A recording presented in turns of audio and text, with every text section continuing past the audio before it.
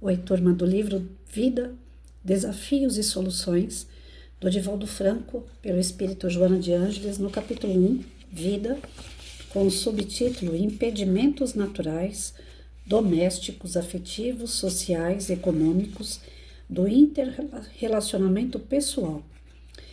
Estudando-se os primórdios do planeta terrestre, pode-se imaginar os graves impedimentos existentes para o aparecimento da vida. Temperaturas muito elevadas, convulsões geológicas incessantes, gases venenosos que pairavam na atmosfera, turbilhão em toda parte, quase o caos. Lentamente, porém, o psiquismo existente na imensa geleia que envolvia o orbe desceu à intimidade das águas abissais dos oceanos, dando início às primeiras moléculas na razão direta em que amainava o calor comburente e amorteciam os movimentos gigantescos das ondas do mar, golpeando as rochas. Obedecendo a uma hábil e complexa programação transcendental, teve início a aglutinação molecular. E o hálito divino em forma de vida passou a sustentar as organizações iniciais. Transcorridos quase 2 bilhões de anos, o ser humano direciona o pensamento para as conquistas do macrocosmo, enviando sondas espaciais que lhe facultam um conhecimento mais profundo do sistema solar e avançam audaciosamente no rumo do mais além da sua órbita. Não obstante, esse desenvolvimento tecnológico não ocorreu equivalente a crescimento moral. E, como consequência, o próprio homem ameaça o ecossistema que lhe preserva a existência física, enlouquecido pelas ambições desvairadas, atirando-se no abismo da loucura pelo gozo. Indubitavelmente, a vida triunfa sobre o meio hostil e as espécies, às dezenas de milhares, surgiram, desenvolveram-se e desapareceram, repetindo-se em ciclos de periodicidade de aproximadamente 100 mil anos. É inexorável o aprimoramento das formas que envolve o psiquismo, o crescimento das aspirações e compreensões dos valores, cada vez mais nobres, que convidam a inteligência e o sentimento ao permanente trabalho de sublimação. Como é inevitável, no suceder dos ciclos da evolução, as conquistas e os prejuízos de cada experiência se refletem na imediatamente posterior, exigindo maior contribuição do ser para depurar-se e desenvolver outros segmentos que nele jazem aguardando oportunidade. Aí residem os demais impedimentos à expressão da vida que se podem relacionar como domésticos, sociais, afetivos, econômicos, do interrelacionamento pessoal. O espírito, portanto, em curso nas suas realizações, repete por atavismo automatista as mesmas experiências, particularmente aquelas nas quais malogrou, até fixar novas aprendizagens. Aristóteles afirmava que o conhecimento se adquire e a virtude se exercita, de modo a conseguir-se a sabedoria.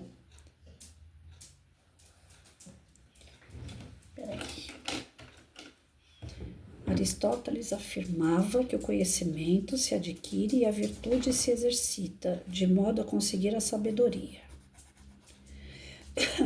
O conhecimento do dever e a virtude da responsabilidade caminham lado a lado, desenvolvendo recursos latentes e aprimorando-os através do contributo das excessivas reencarnações. Em face dessa conjuntura, os impedimentos domésticos ou familiares têm suas raízes na necessidade de um princípio inteligente, que rege a vida humana, conviver com os problemas ou as bênçãos que produziu nas atividades anteriores, a cujas raízes se encontra vinculado. Lares difíceis, relacionamentos familiares ásperos, presença de mãe dominadora e de pai autoritário fomentando o surgimento de conflitos na personalidade infantil. Remontam aos períodos pretéritos de alucinação, de instinto e de desregramento. Quando se compenetrarem os pais de que o lar é o santuário para a vida humana, e não um campo de disputas para a supremacia do ego, quando os adultos se conscientizarem que a educação é um ato de amor e não um meio de intimidar, de descarregar problemas, quando as pessoas entenderem a família como um compromisso dignificador e não um ringue de lutas, as trágicas ocorrências do abuso infantil, pela violência, pela indiferença, pelo estupro, pela miséria que nasce o ser e a ela fica relegado, cederão lugar à construção de uma sociedade justa, equânime e feliz. Isso porque a criança maltratada, sob qualquer aspecto que se considere, projeta contra a sociedade o espectro do terror que a oprime, do abandono em que estertora e na primeira oportunidade tentará cobrar pela crueldade o amor que lhe foi negado. Investiguem-se as origens sociais dos criminosos empedernidos, salvadas exceções de natureza patológica, hereditariedade, comprometimento pelas obsessões, e se detectarão os lares infelizes, as famílias desajustadas ou grupos perversos reunidos em simulacros familiares, vitimados pelo abuso e descaso de pessoas inconscientes e chãs, ou pelos sistemas ainda mais insensíveis que culminam pela hediondez das leis em que se apoiam. O impedimento familiar será superado a partir da consciência de amor, entendendo as circunstâncias do renascimento e administrando os conflitos mediante terapias especializadas e a convivência com grupos de auxílio e sustentação. Surgem os impedimentos afetivos que resultam de inúmeros fatores, entre os quais o próprio desajuste emocional do indivíduo, timidez, complexos de inferioridade, de superioridade, narcisismo, as marcas psicológicas perturbadoras não cicatrizadas fazem-no refugiar-se na infância infeliz, procurando sustentar a imagem de desvalor que lhe foi inculcada ou que se lhe estereotipou, negando-se a liberdade e o direito de ser ditoso. Castrado nos seus sentimentos do amor, que não experimentou e por isso não desenvolveu, anela pela afetividade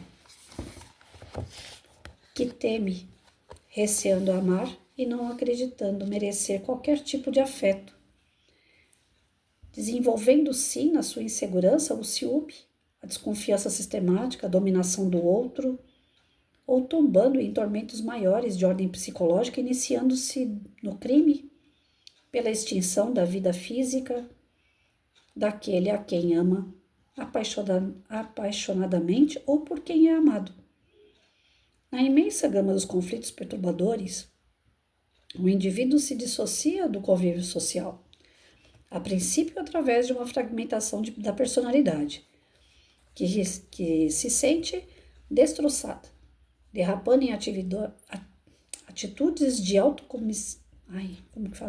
autocomiseração ou de agressividade, e depender do próprio arcabouço psicológico. É inevitável que, nessa conjuntura aflitiva, o convívio social seja insuportável ou exerça um tipo de pressão emocional angustiante, que o empurra no rumo da alienação.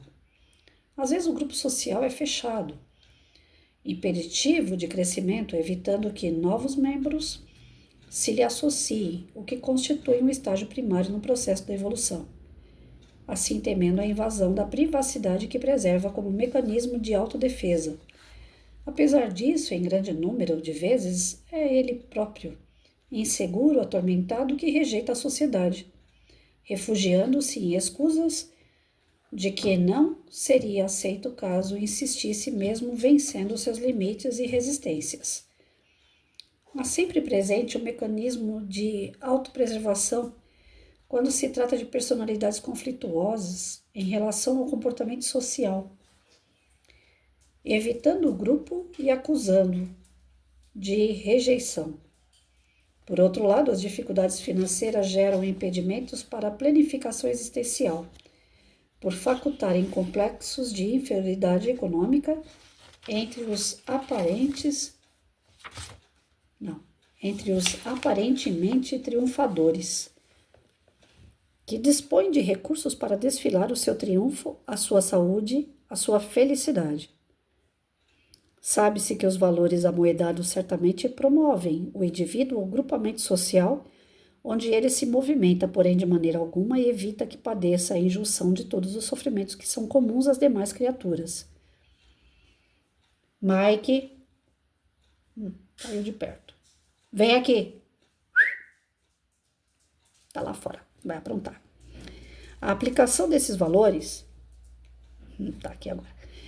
A aplicação desses valores podem atenuar as dificuldades, diminuir as provações, ensejar a comodidade, nunca, porém, impedir as ocorrências que a todos afetam, especialmente as de ordem íntima, que antecedem o comportamento atual.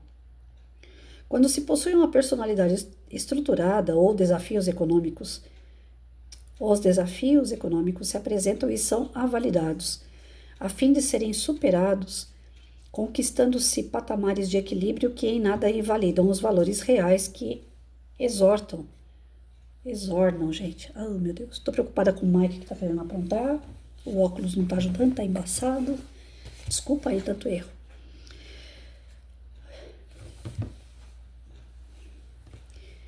Os valores reais que exornam o caráter íntimo de cada qual. Não é, desse modo, o ter ou não ter recursos econômico-financeiros, mas a forma como se encara a situação ou a dependência a que se entrega a pessoa ante a circunstância que defronta. De alguma forma, esses impedimentos perturbam o interrelacionamento social, ou alguns deles, ou mesmo apenas um, a depender da estrutura emocional de cada qual. Uma personalidade bem desenvolvida e desbloqueada encara os desafios, os impedimentos existenciais, como testes de valorização, sentindo-se convidada a lutas e esforços que mais lhe desenvolvem a capacidade para enfrentar futuras dificuldades. O amadurecimento psicológico dá-se pouco a pouco, jamais através de golpes surpresas, muito de agrado dos inseguros e sonhadores.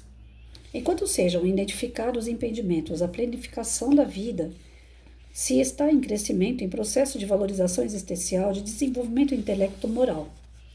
Em vez de constituírem obstáculos, devem ser encarados como estímulo, como emulação à descoberta e aplicação de recursos que jazem ignorados e podem ser aplicados com eficiências para a harmonia pessoal. É uma linguagem bem de psicólogo, né, gente? Eu não sou psicóloga, mas vamos lá. Em resumo, todas as situações interpessoais que nós vivemos, afetivo, doméstico, questão social, econômica, tudo que nós temos em nossa volta, dentro desse contexto, nós moramos num planeta de prova e expiação, não é para acabar com a gente, é para dar força para que a gente supra as nossas necessidades, passe pelos obstáculos e aprenda com eles. Então, em resumo, seria isso. Mas ele dá tantas voltas que chega uma hora que o nosso tico e teco vai distorcendo aqui, né? Vai dando um nó. Em exemplo mais prático, né? Uma pessoa tem a família desestruturada. A família vive em pé de guerra, por exemplo. Não se dão. Vivem tendo problemas de conflitos, problemas de entendimento, problema com bebida, problema com vício. E a pessoa nasce nesse meio. Ela tem dois caminhos e vai do seu livre-arbítrio. Apesar dela ter sido criada, educada por essa família, vai chegar um momento que ela vai se desvincular parte dessa família. Ela não é da família, ela está na família. Então ela vai vendo toda aquela situação errada e cabe a ela permanecer nessa situação errada ou ficar nessa situação isolada ou fazer um caminho diferente, né? Então, na verdade, ela teria 3 chances aí. Ou ela acomoda, não diz nem que sim, nem que não vai ser igual, mas também não quer mudar. Ou ela vai ser igual, aquele tormento todo que ela vive. Ou ela vai partir do princípio que tudo aquilo ali é uma escola de coisas que ela não pode fazer, e ela não vai fazer, e ela vai melhorar de vida. Mas, pela fragilidade do espírito, pela ignorância ainda que nós temos, pela nossa imaturidade espiritual, geralmente a gente sucumbe nessas provas e expiações. Eu gravei uma frase da Madre Teresa, porque eu fui fazer uma palestra e eu gostei dessa frase. A gente veio para deixar as nossas pedrinhas a cada encarnação, desfazer os maus feitos, né, das encarnações anteriores. E a gente tem tanta imaturidade ainda que ao invés de desfazer das pedras, a gente pega mais. A gente se torna mais pesado. Porque na escolha, no livre-arbítrio, a gente tende a fazer o que os outros fazem. Uma vez o professor de filosofia, ele levou uma questão para a sala de aula, a gente estava fazendo magistério, e ele perguntou assim, gente, a criança que você vai ensinar na sala de aula, ela é fruto da família? Ela é fruto do meio que ela vive? Ou ela é fruto dela mesma, algo que ela já tem dentro dela?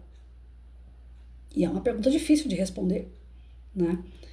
Porque, veja bem, nós temos algo dentro de nós não somos vazios. Ao contrário da teoria da tábua rasa lá atrás, é completamente sem nexo, né? O ser humano tem algo dentro dele. Tem criança hoje com menos de 1 ano de idade que ela já consegue fazer coisas que antigamente, na nossa época, nós não fazíamos. Criança de 2 anos hoje toca piano. E de onde que ela está tirando isso? É de alguma encarnação passada, certamente. Ela tem um conhecimento. E conforme ela viu o piano, despertou aquele conhecimento dela. Mesmo que ela não saiba que é de uma outra encarnação, quem ela foi e tal. Mas ela bateu o olho no piano, ela já sabe como é que mexe aquilo, né? Então, nós temos os nossos vícios, as nossas virtudes de várias encarnações que estão no nosso espírito, em forma de virtude ou vício. Nós somos produtos da nossa educação também, porque pai e mãe é a primeira sociedade que a gente vive. É pai e mãe, família. Ali nós vamos pegar 3 jeitos, né? Às vezes os hábitos alimentares, às vezes os hábitos de higiene, às vezes a forma de falar, às vezes a forma de andar, né? Às vezes a forma de resolver algumas situações. Eu sou duro mesmo, então eu sou mole, eu choro à toa. E é um hábito que você vai vendo alguém da família fazer e que você pega para si. Então você aprende com a família. E depois, quando você vai para o social, lá para fora, que é a segunda família nossa, né? Você começa a pegar, através dos cursos específicos, científicos, você começa a mudar um pouco esse conhecimento coloquial, né? Que tem a família, que não é nada específico, ninguém abre um livro e fala agora é página 2, página 3. Na família a gente faz as experiências para depois ir buscar na teoria se a gente acertou ou não. Então, na forma acadêmica já não é assim. Ali você vai colocar a prática, né, das coisas que você tem no seu espírito, do que você aprendeu com a tua família. E através dessas transformações que você vai buscar, principalmente no campo profissional, o estudo e o meio em que você vai estar na sala de aula, nos seus estágios, eles vão fazendo você permanecer aquela pessoa que veio com os vícios e que a família também tinha os vícios, ou até um trabalho faz você sair completamente fora.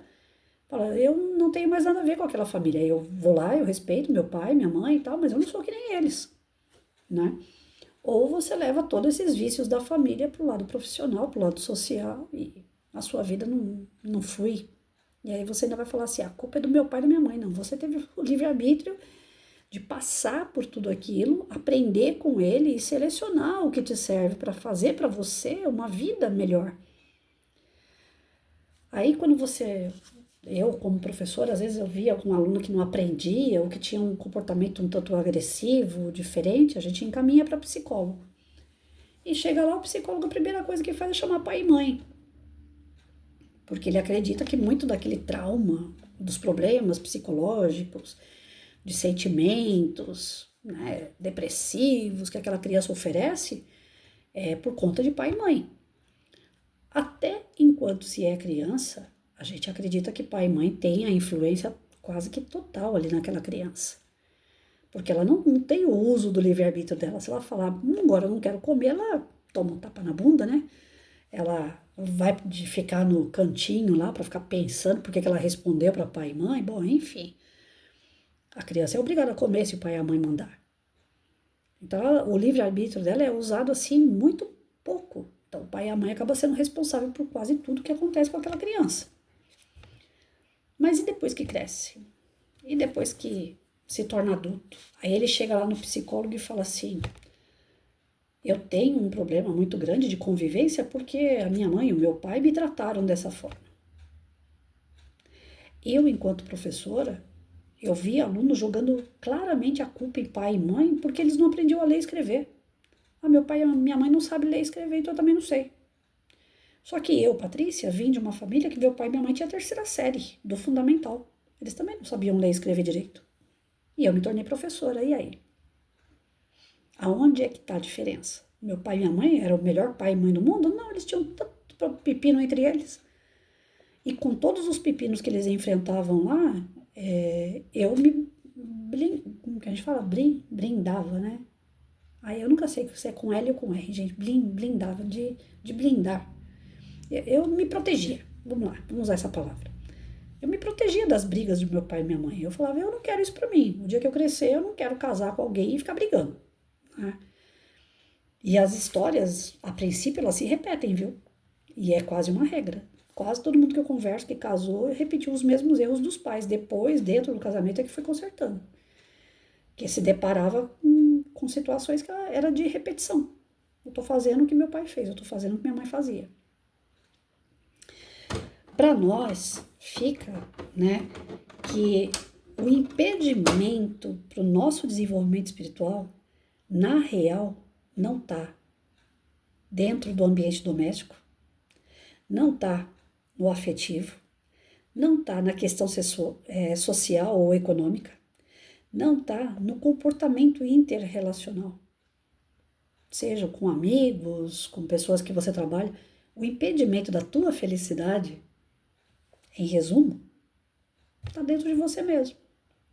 Não importa o que as pessoas fizeram, o que importa é como você reage diante do que elas fazem. Ficar culpando eternamente uma pessoa porque você é infeliz significa que você é imaturo. Você ainda não entendeu o desenvolvimento da vida. O desenvolvimento da vida é pessoal, é particular, é individual. Cada um desenvolve dentro daquilo que possui em si. Se eu possuo vícios, se eu tiver uma família que tem vício, eu vou me tornar viciado. Eu cedi aquilo ali. Aquilo não estava para me impedir. Poxa, mas Deus, sabendo que eu sou viciado, me coloca numa família viciada. É prova. Você tem que passar por isso. Chegando ali é que vai ser o checkmate. Se você vai querer ou não vai querer. Nós estamos num planeta de prova e expiação. Então não espere que Deus seja aquele cara que ele te coloca numa redoma de vidro e fala, ninguém mexe com meu filho. Porque dentro de algumas linguagens religiosas falam assim, a gente é filho do Criador. Eu já falei essa frase aqui várias vezes, inclusive. A gente é filho do Criador, então quem vai ser contra nós? Eu estou protegida por Deus. Protegida eu estou, mas eu tenho que fazer a minha lição de casa também. Ele não vai me colocar numa redoma de vidro e falar assim, ninguém toca na Patrícia. Lógico que não. Ele vai deixar me tocarem. E cabe a mim usar a minha inteligência de como é que eu vou me safar disso. Ele vai me ajudar também. Ele vai abrir várias portas. Eu é que tenho que escolher que porta que eu vou entrar.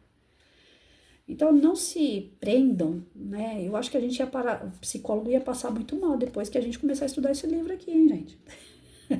Vai ganhar menos. Porque se a gente entender o processo de adiantamento do espírito, que ele depende, não é de uma conversa com o terapeuta, não é com um psicólogo, não é com um religioso, seja de uma igreja, você vai lá se confessar com o padre, ou um pastor, ou mesmo na casa espírita, tem todos esses atendimentos que são portas, que auxiliam, mas eles não vão fazer por vocês, assim como não vai fazer por mim também. Então é importante a gente se conhecer o meio que a gente está, Né? Eu sei que dentro da minha família tem muitas coisas que eu vi, que eu participei, que eu estava junto e que não era mais para mim.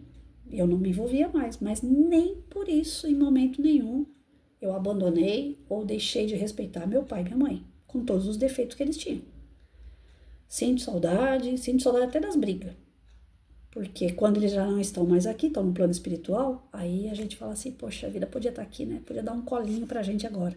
Eu sei que depois esse colinho ia me custar, porque pelo menos a minha família era assim, né? Dá com uma mão, toma com a outra, mas, poxa, às vezes faz falta. Então, quando a gente tem, valorize seu pai, sua mãe, seu avô, sua avó, sua tia, seu tio, seus primos, seus irmãos, valorize. Porque eles não estão na sua família consanguínea à toa, não existe acaso.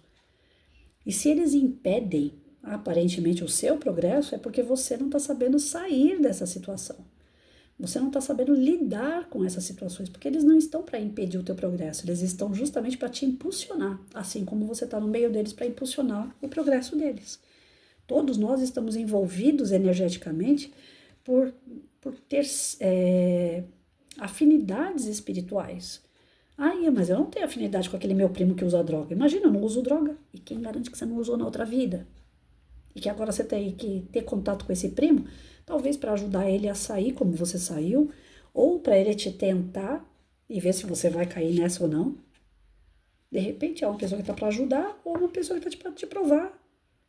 Mas não é que você tem que andar junto, que você tem que fazer as mesmas coisas que ele.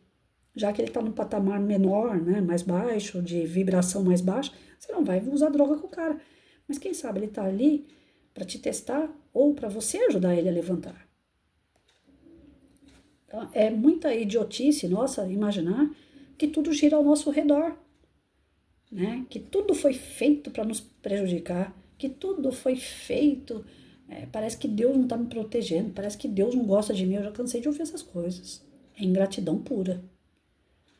Por mais que a gente tenha nossos tropeços, e nós temos e vamos continuar tendo por um bom tempo, tudo isso gira, que está girando em nossa volta, sejam coisas boas, coisas ruins, prejuízos, lucros, saúde, doença, pessoas fáceis, pessoas difíceis, amor, ódio, bagunça, disciplina, tudo que tem em nossa volta tem um propósito. E o propósito parte de Deus, que Ele nos quer melhor. Mais feliz, mais perfeito, mais evoluído. Então, lógico que, fazendo parte desse quadro do desenvolvimento da vida, ele não ia chegar aqui e colocar uma varinha mágica na tua cabeça e falar, pronto, a Patrícia, vou dar vida para ela. Um ser de luz. Ah, o João, eu já não gosto muito do João, eu vou dar assim para ele, vou jogar para ele um pouquinho de energia de luz e um pouquinho de treva. Esse daqui eu vou fazer um drogado, esse aqui eu vou fazer um estuprador, essa aqui eu vou fazer uma enfermeira que salva vidas. Já pensou se Deus com a varinha mágica fizesse pessoas prontas? É o que é e acabou? Qual seria o sentido da vida para aqueles que principalmente que já atingiram a angelitude sem ter feito nada para isso? Será que eles dariam valor nessa angelitude toda? Os que estão lá embaixo, um estuprador condenado a ser estuprador o resto da vida, qual sentido seria desse cara ser só estuprador a vida toda? Então não é assim, nós não somos prontos, nós estamos em construção. E a construção, olha aí a obra da casa de vocês. Ora tem que jogar os blocos tudo num cômodo para liberar o cômodo e limpar. Ora você joga massa, a massa não pega, você tem que derrubar e fazer de novo. Ora dá rachadura, você tem que ir lá e tampar as rachaduras. Dá trabalho. Mas todo o trabalho, você aprende com o trabalho a fazer coisas melhores. Eu fui na casa de um namorado uma vez, pintei a parede para ele. Nós voltamos lá, eu acho, depois de 2, 3 semanas, a parede que eu tinha pintado tinha dado umidade. Uns 50, 60 centímetros de umidade na parede. Falei para ele, não esquenta a cabeça não. Tem tinta aí, eu pinto de novo. Eu acho que é porque eu dei 2 mãos, né? A casa ficou fechada. Vamos deixar a casa aberta e vamos dar mais umas mãos aqui de tinta. Pintei de novo, umidade outra vez. Falei para ele, eu vou trocar a cor da tinta. Vou tentar colocar uma outra tinta um pouquinho mais escura. Então não vai ficar disfarçado esse bolor. Pintei, estourou a tinta que eu passei. Falei para ele, não vai aguentar, tinta nenhuma vai aguentar. Vamos procurar um pedreiro. Vamos ver o que ele fala. Porque provavelmente vai ter que colocar cerâmica nessa parede. Na hora que eu cheguei lá na casa com o pedreiro, eu falei para ele assim, vai ter que colocar cerâmica mesmo ou existe algum produto que a gente pode utilizar? Ele falou, não, até produto tem, mas aqui é maresia, é litoral. Então, vem debaixo da terra essa umidade. Qualquer produto que você utilizar aqui, provavelmente ainda vai dar umidade. Vai ficar um tempo bom, mas vai dar umidade. O certo seria cerâmica. A maioria das casas tudo tem cerâmica. Eu falei, então bora colocar cerâmica. Aí eu fui estudar que tipo de cerâmica, qual é o tipo de rejunte, que é tudo especial, né? Não pode ser de segunda, não pode ser qualquer rejunte. Aí eu fui atrás. Ou seja, o que eu fiz na casa dele, refiz, foi aprimorando tanto a casa dele, em termos de construção, quanto do meu conhecimento, porque tinha coisas que eu não conhecia. E é assim na nossa vida, com as pessoas que a gente lida. A gente vai aprendendo com elas a ser melhor, igual, né?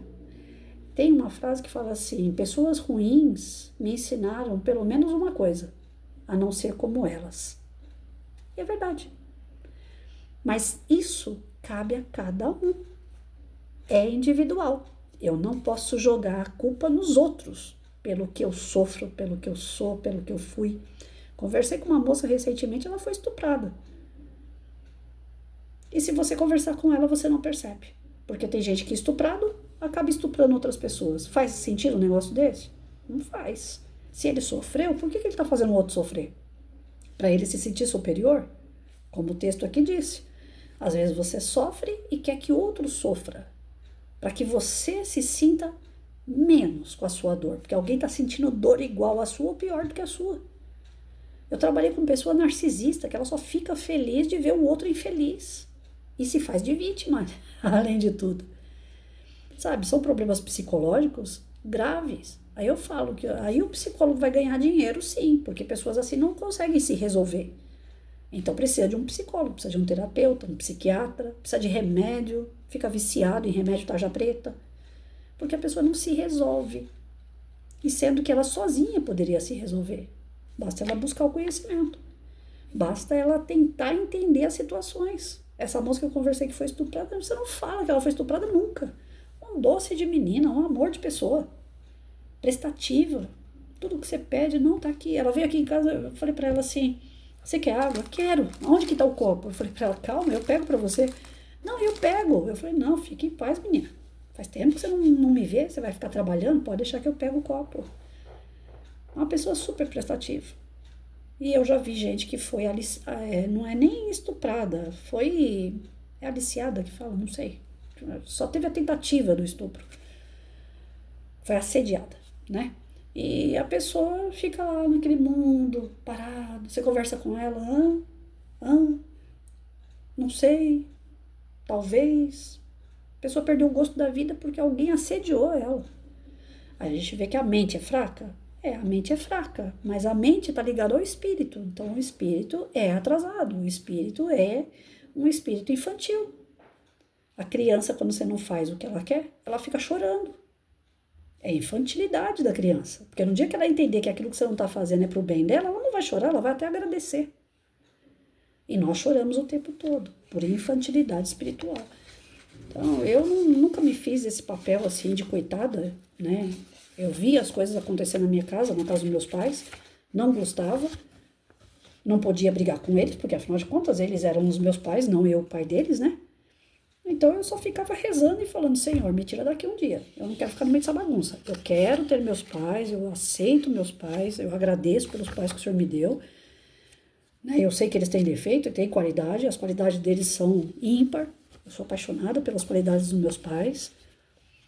Mas eu não quero ficar nesse inferno, nessa briga deles eu não quero ficar. O Senhor me tira daqui um dia. Eu quero ir para um lugar tranquilo, quero ter paz. Porque é muita briga. Isso daí eu não quero que faça parte da minha vida. E assim, eu fui muito briguenta.